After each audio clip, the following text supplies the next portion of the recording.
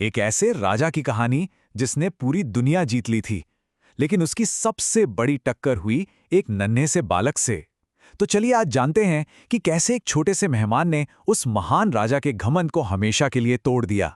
ये आवाज है शक्तिशाली राजा बलि की, जो भक्त प्रहलाद के पोते थे। उनका तेज ही कुछ ऐसा था कि उन्होंने धरती, आकाश, पाताल मतलब तीनों लोकों पर कब्जा कर लिया था। हालत ये थी कि देवता तक डर के मारे स्वर्ग छोड़कर भाग गए थे। अब देखिए, राजा बलि जितने ताकतवर थे उतने ही दानी भी थे, पर अपनी इसी ताकत और दानवीरता का उन्हें इतना घमंड हो गया कि वो खुद को ही भगवान समझने लगे थे। और बस यही अभिमान उनकी कहानी को पूरी तरह से बदलने वाला था। अपनी जीत को और बड़ा बनाने के लिए राजा बलि ने एक बहुत बड़ा यज्ञ रखा और ऐलान कर दिया कि जो भी उनसे कुछ मांगेगा उसकी इच्छा जरूर पूरी होगी। तभी उसी यज्ञ की भीड़ में कोई ऐसा आया जिसे देखकर सबकी आंखें खुली की खुली रह गई। वो कोई और नहीं बल्कि खुद भगवान विष्णु थे, जो वामन यानी एक छोटे से ब्राह्मण लड़के का रूप धरकर आए थे।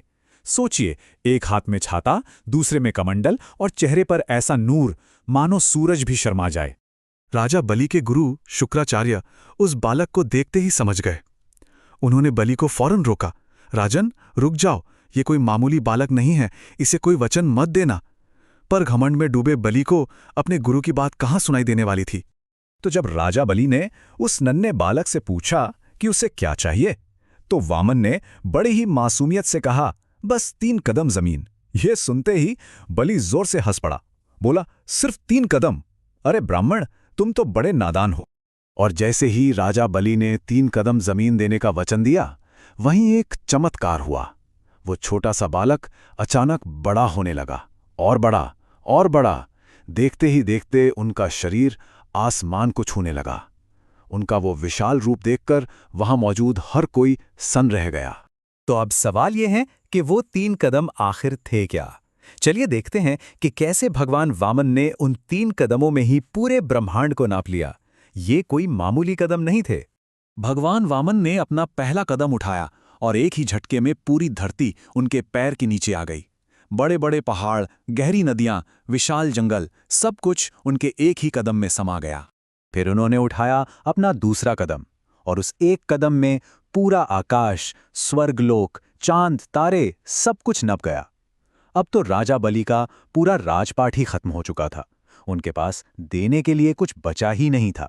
तब भगवान वामन ने उस राजा से पूछा, जिसका सारा घमंड 2 कदमों में ही चूर हो चुका था, राजन, 2 कदमों में तो मैंने सब कुछ ले लिया, अब बताओ ये तीसरा कदम कहाँ रखूं? राजा बलि अब तक समझ चुके थे कि उनके सामने स्वयं भगवान खड़े हैं। उस दिव्य रूप को देखकर राजा बलि का सारा अभिमान एक पल में पिघल गया। उन्होंने अपना सिर झुकाया और आंखों में आंसू भरकर बोले, प्रभु, मेरा सब कुछ तो छोटा पड़ गया, पर मेरी भक्ति नहीं। आप अपना तीसरा कदम मेरे सिर पे रखिए। पता है, जब बलि ने अपना सिर झुकाया तो वो सिर्फ अपना शरीर नहीं झुका रहे थे, वो अपना घमंड, अपना अहंकार, अपना मैं, सब कुछ भगवान को सौंप रहे थे।